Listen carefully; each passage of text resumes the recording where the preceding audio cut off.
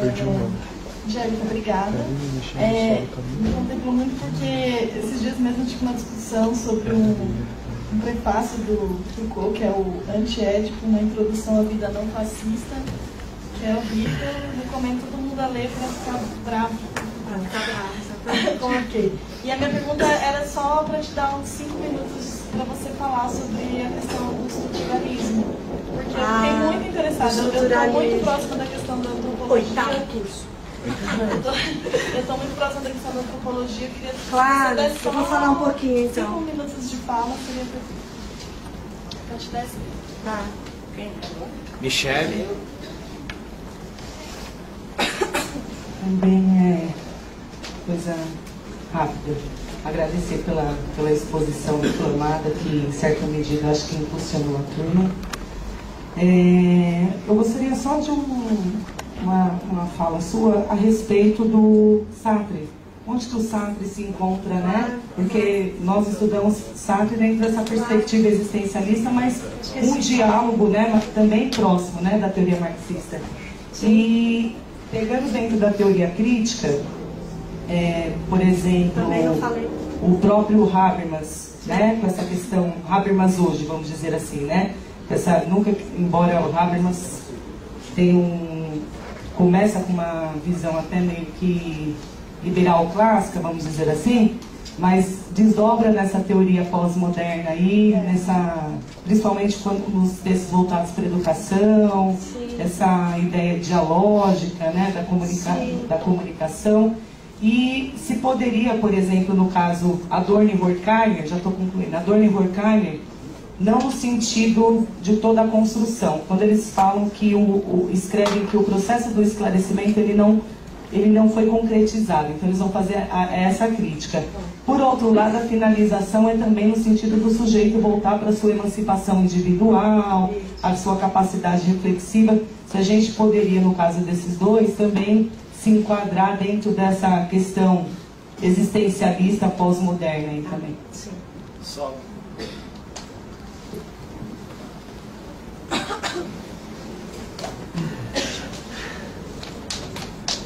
Bom dia. Bom dia, bom dia. Boa tarde. Primeiro, falar também sobre o Adorno e o Horkheimer, que eles fazem essa crítica à destruição, né, da razão. Eu acho que é importante levantar isso. Apesar da maneira como eles tratam a cultura de elite, né, eu acho que é interessante colocar isso. Mas eu fiquei esperando você falar no século XXI do Bauman. E eu queria que você colocasse um pouco a questão da modernidade líquida, que ele chama. Sim. E que para muitos é um outro nome para pós-modernidade, ou uma maneira. E ele é muito conhecido na esquerda, muito colocado na esquerda. Sim. Então eu queria que você comentasse ele dentro desse estudo. Tá. Camila. Aí depois a pessoa que eu A professora, foi difícil falar depois de tudo isso. Acho que eu entrei aqui nessa sala hoje de um jeito e saí de outro. Saí totalmente da zona de conforto. Tô me achando super pós-moderno. Tô em crise, porque eu achava que era uma marxista e agora tô me achando muito pós-moderna. É complicado lidar com isso nesse momento. Legal. Mas, muito bom, acho que eu me revi muitas coisas, as nossas práticas, as nossas militâncias. Vou falar rapidamente, depois acho que eu converso melhor com a senhora. Eu sou comunista, dentro do Partido Comunista Brasileiro, e a gente está num núcleo agora que chama LGBT Comunista, tentando discutir essa questão de gênero junto com a questão do trabalhador, como, enfim, um rebatimento a essa luta pós-moderna dentro do mundo LGBT, que é bem complicado. É muito difícil, tem pessoas que se definem gênero em 5 linhas, e você fica pensando, cara, como é que você define gênero em 5 linhas, né? Enfim, existem muitas pós-modernidades, enfim. Isso que você falou veio muito de encontro, inclusive a minha área de atuação, que é a cultura também, que a gente faz... desculpa, eu vou fazer só a pergunta, depois eu converso, que é realmente muita coisa, é bem difícil. Uma das crises que me gerou, bem grande, inclusive, quando a senhora fala do maio de 68, dos jovens que não querem nada, dentro da área cultural, que é onde eu estou, existe um debate gigantesco sobre o direito à cidade, que é uma coisa que surge daí. E isso me deixou muito em crise de pensar que o direito da cidade pode ser pós-moderno. E que a área da cultura, a esquerda, está discutindo muito. Enfim, né, é uma discussão bem ampla e bem complicada, bem complexa. Inclusive, os grupos que estão fazendo cultura e tentam juntar cultura com marxismo, porque a gente faz arte, cultura e acha que as coisas são desconexas e caem nessa seara pós-moderna. Enfim, mas a pergunta é muita coisa para falar, mas também... Sim, sem dúvida. Obrigada. Quem que é o próximo?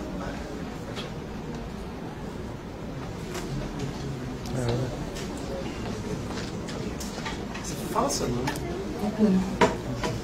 Oi, eu sou a Ana. Eu queria que você comentasse um pouco. Eu estava, inclusive, conversando com um amigo agora no intervalo, e aí me surge essa dúvida assim, em frente ao que você falou hoje. Eu sei a respeito do debate que se tem a respeito dos direitos humanos. Sim. Né? Então, de que existe, então, no discurso dos direitos humanos também uma abordagem ou talvez de uma certa forma uma vazão para um discurso que poderia favorecer a burguesia. E aí eu queria que você comentasse a respeito dos direitos humanos. E aí eu pensei, inclusive, aquilo que eu tinha até falado com você no intervalo sobre o processo revolucionário. E assim, vou ser bem breve. Tá? Os direitos humanos seria então uma forma de tentar proteger grupos que não têm nesse processo todo direitos, né? Sim. E no processo revolucionário, então esses direitos humanos eles seriam suspendidos Tá, eu vou... Como que fica, por Vou ver exemplo, se eu consigo como que, entender por o que você exemplo, falou. no processo revolucionário Claro, fica, claro. por exemplo, a questão dos direitos humanos? Perfeito. E aí, Regina?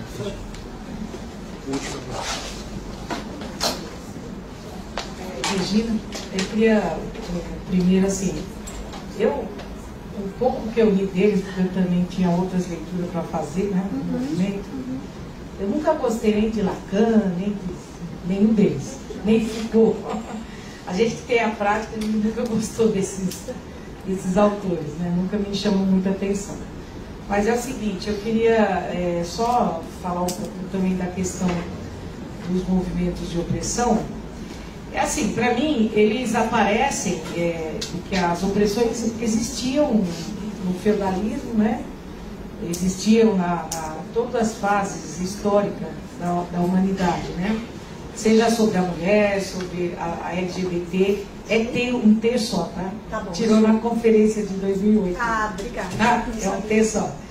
Porque aí já resume todos os T's, né? Claro, foi bom. Então, e aí é o seguinte, se essa construção ela se dá pela transformação do mundo do trabalho, eu considero essas categorias que, conforme o trabalho vai se estruturando da sua forma até chegar no capitalismo, as opressões vão aumentando.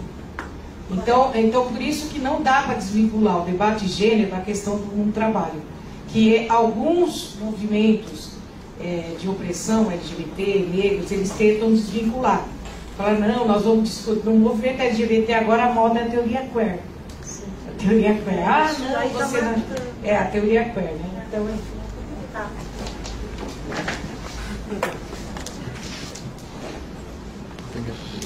pessoal,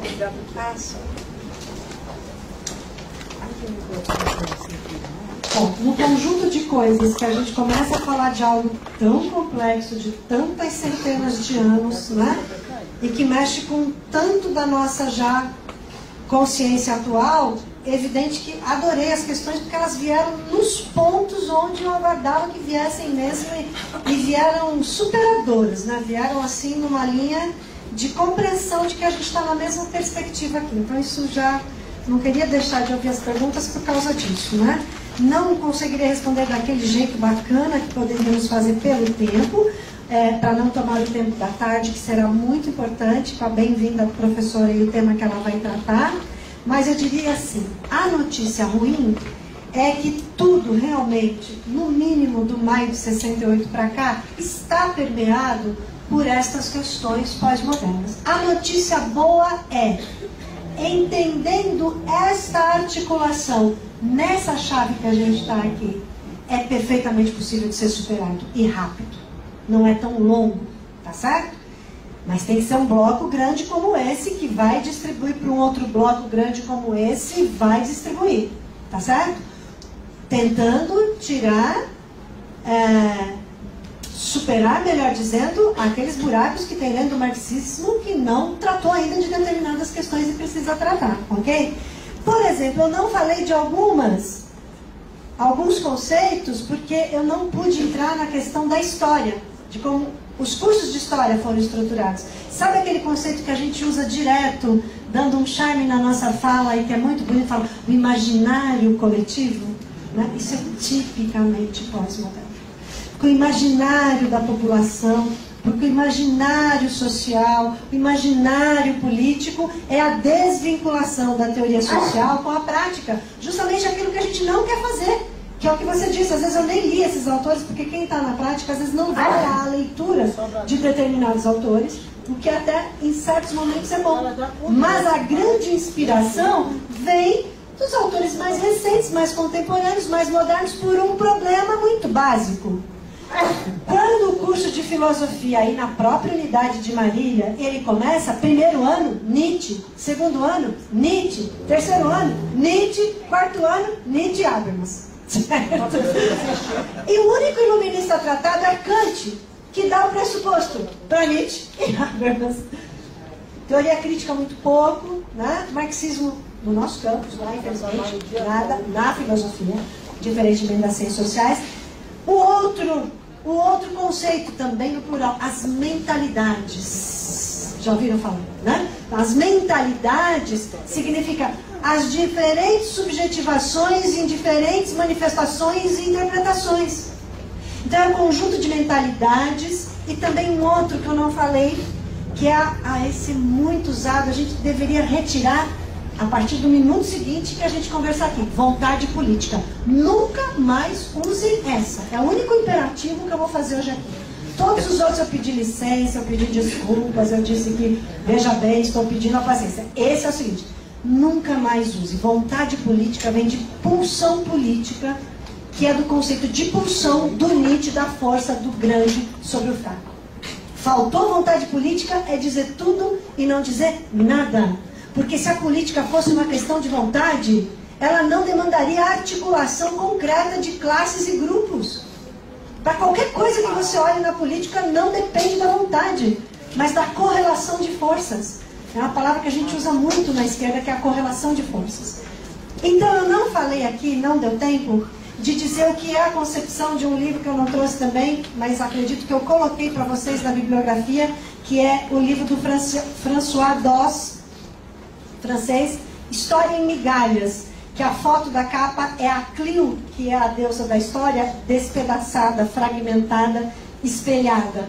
Aliás, a ideia do espelho na pós-modernidade é uma coisa muito utilizada. Primeiro porque é o narciso, né? E segundo porque é o niilismo, aquilo que cai na total ausência de superação possível no mundo. Então, com base em tudo isso, eu não falei do Marc Bloch, não falei de uma série de coisas na história. E aí eu vou, entre o que me foi perguntado sobre estruturalismo, Sartre, teoria crítica, Bauman e a questão dos direitos humanos, tentar fazer um bem bolado, que é o seguinte. Jamais esqueçam da palavra fragmentação. Tudo que fragmenta não é possível de compreender a totalidade. Não foi possível compreender a totalidade, não domino o processo, não me articulo com o outro, não supero aquela questão histórica. Então, por mais que pareça atrasado dizer estamos juntos e somos fortes, ou é por aí, ou sem estar junto, você individualmente não vence nada. E tudo vai te jogar para o contrário disso, correto? O imaginário, a mentalidade, a ressignificação e etc. Então, do estruturalismo, carinho, né? Eu coloquei na bibliografia para vocês 2 volumes desse mesmo François Doss, autor francês da contracorrente, que a gente fala. Todos eles são weberianos, não tem nenhum marxista, mas eles fazem uma coisa da construção da racionalidade, que dá um excelente resultado de pesquisa que a gente tem que ler. Eu não tenho preconceito em ler nada do que está aí. Pelo contrário, tem que ler tudo que está aí. Porque senão você não consegue entender como ele pensa, e na hora que você entender como ele pensa e não é o nosso pensador, nós temos como construir um outro. Então o François Dose escreve História do Estruturalismo, ele pega de 1945 até 1992. Tem 2 volumes, está esgotado, já está escaneado aí em algum Google Books, alguma coisa do gênero, e ali ele dá uma concepção histórica. Mas se eu tivesse que aqui matar a explicação de estruturalismo, ela vai nascer com Claude Lévi-Strauss na antropologia, com uma ótima intenção, que seria entender de onde vem a existência humana partindo dos povos originários para cá. Que aí já traz uma compreensão também das etnias, dos povos originários, da América Latina, embora ele seja um francês que está tentando ver isso naquela parte do mundo. Então, é um instrumento importante? É. O problema da separação das estruturas é o problema de qualquer outra separação. E, portanto, também um discurso fragmentário e estrutural pós-moderno ou pós-estruturalista para superá-lo, que é você, muitas vezes, radicalizar o campo da economia e considerar autonomamente o campo ideológico da superestrutura. Então seria a separação total entre estrutura e superestrutura. Por isso que os marxistas, muitos deles, foram estruturalistas na linha de Louis Althusser inicialmente, e que depois rejeitou para ser justo, né? Rejeitou o campo do estruturalismo, que é buscado equivocadamente no Marx, naquela introdução, aquele prefácio a um texto que ele escreve em 1857, onde ele diz que a infraestrutura da sociedade tem a sua superestrutura, e a partir dali foi um nó para conferir, que deu origem no campo do marxismo ao estruturalismo dessa forma, e no campo antropológico também, mas eu não teria condição de avançar mais do que isso nesse momento. Não ajudou a gente a combater a pós-modernidade, tá? Do Sartre. Eu ia falar um pouquinho do Sartre aqui e não deu. Sartre é um autor que se coloca como marxista, é um autor de uma presença, digamos assim, político-filosófica no mundo muito importante. Ele e a Simone de Beauvoir, eles estiveram na Unesp de Araraquara, nos fins dos anos 50 para 60. O Jorge Amado foi lá assisti-los. A polícia da cidade ficou apavorada, achando que então ia ter a revolução em Araraquara, visível, mas foi horrível, uma repressão depois da vinda deles, mas é um pouco da história que a gente conta na Comissão da Verdade da Unesp sobre a nossa universidade, né? E eles vieram para cá, foi publicado o livro Tempos Modernos, muitos brasileiros escreveram, porque o Sartre era um cara terceiro-mundista. Porém, é sempre a mesma coisa que eu vou falar da Escola de Frankfurt, da teoria crítica e de outras questões. Tudo que está dentro do bloco existencialista, e o Sartre é um existencialista, ao fim e ao cabo, se você aprende a técnica da análise imanente de discurso ideológico do Lukács, quando você vai lê-lo, com base nessa teoria mais da totalidade, ele se rende ao existir, ao ser e o nada, e ao pessimismo, a náusea, que é um dos livros que ele escreve. Tudo vai remeter a uma coisa que não tem saída. Embora a sua prática política tenha sido de apontar muitas saídas. E nem vou falar da Simone, que é maravilhosa, tá certo? A teoria crítica. Não sei se todos aqui dominam o termo Escola de Frankfurt. Não chegou a existir como uma escola teórica instalada, porque o nazismo não deixou. Então eles foram muito mais autores dispersos, né? Perseguidos pelo nazismo, portanto é evidente que só por este aspecto já seria muito importante falar deles. Mas quando você tem, e alguns deles se colocavam no campo do marxismo, principalmente Herbert Marcuse, que é o menos estudado. Qual é o mais estudado? O que mais se afastou e depois rejeitou o campo do marxismo, que é o Habermas. Ok? Então Marcuse é uma ponta, Habermas é outra, e no meio tem Horkheimer, Adorno, outros autores, mas principalmente Horkheimer e Adorno, que são muito estudados também. Então, destes quatro, Horkheimer, Adorno, Marcuse e Habermas, né? Nós teríamos de um lado Marcuse, do outro o Habermas, e no meio os dois autores. Eles produzem uma teoria literalmente crítica, portanto, de superação do capitalismo, mas ao fim e ao cabo, pela análise imanente de discurso que a gente aplica à leitura desses textos, que é uma coisa que todos deveríamos aprender no prezinho, essa aula do Lukács, né, brincando um pouquinho, você vai perceber que ao fim e ao cabo o discurso é de morte, de impossibilidade de algumas superações. O menos pessimista é Marcuse. Mas veja, para sobreviver como pessimista, tem que fugir para os Estados Unidos. Aí entra numa lógica norte-americana, que para ser imperialista tem que levar para lá todas as melhores cabeças perseguidas no mundo, para que lá eles tenham acolhimento e produzam algo que não seja contra os Estados Unidos. Percebe o paradoxo? Sim. Ainda bem que o Marcuse sobreviveu, ainda bem que os Estados Unidos acolheram uma série de exilados, mas assim, é para pôr na vitrine, não é para continuar tendo condição de trabalho e influir sobre as salas de aula americanas. Eles eram as pessoas das palestras específicas, de um lugar específico, publicando livros específicos. Então, nesta base, a teoria crítica ela poderia ter sido muito mais crítica, e ela é o que nos resta, melhor termos do que não termos. Agora, o Bauman, eu sou muito crítica a ele. Ele é uma palatável leitura de uma insuficiente crítica à pós-modernidade, que no fundo é mais pós-moderna ainda, porque nos desmobiliza enquanto crítica da pós-modernidade. Ele escreve do jeito que a pós-modernidade gosta, sem notas de rodapé, de um jeito que crie condições de você separar razão e emoção, e ao fim e ao cabo é bem mais pobre filosoficamente do que todos esses autores da teoria crítica, e do que tudo, por exemplo, o Habermas vai cair na teoria da ação comunicativa, né? Então todo o campo da educação, da comunicação, que vai vir dos anos 70 para cá, com a revolução das mídias, né? Tudo isso vai facilitar o discurso pós-moderno. Ninguém vai encarar esse peão pela unha. Então o Bauman, vamos ler, mas ele não é o cara que nos faz a melhor crítica, e ao fim e ao cabo, na verdade, ele corrobora com essa crítica. E os direitos humanos. A menina do teatro e da cultura, qual foi sua pergunta específica? Direito à cidade. Do direito à cidade. O direito à cidade vem também da França, num discurso que é de origem marxista clássica, tá? Mas ele é exatamente uma tradução do marxismo no campo de um ambiente completamente local. Lógico que quando as prefeituras do PT foram novidade no nosso país, eles implementaram a lógica do direito à cidade, e isso revolucionou a existência concreta de muitas pessoas da cidade. Então não dá para rejeitar essa experiência.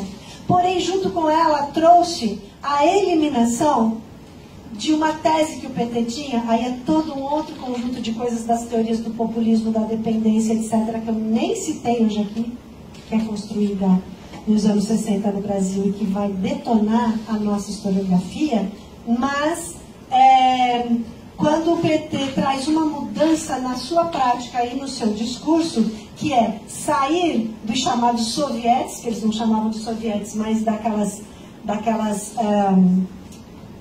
comunidades eclesiais de base que se tornaram, como é que era o nome específico?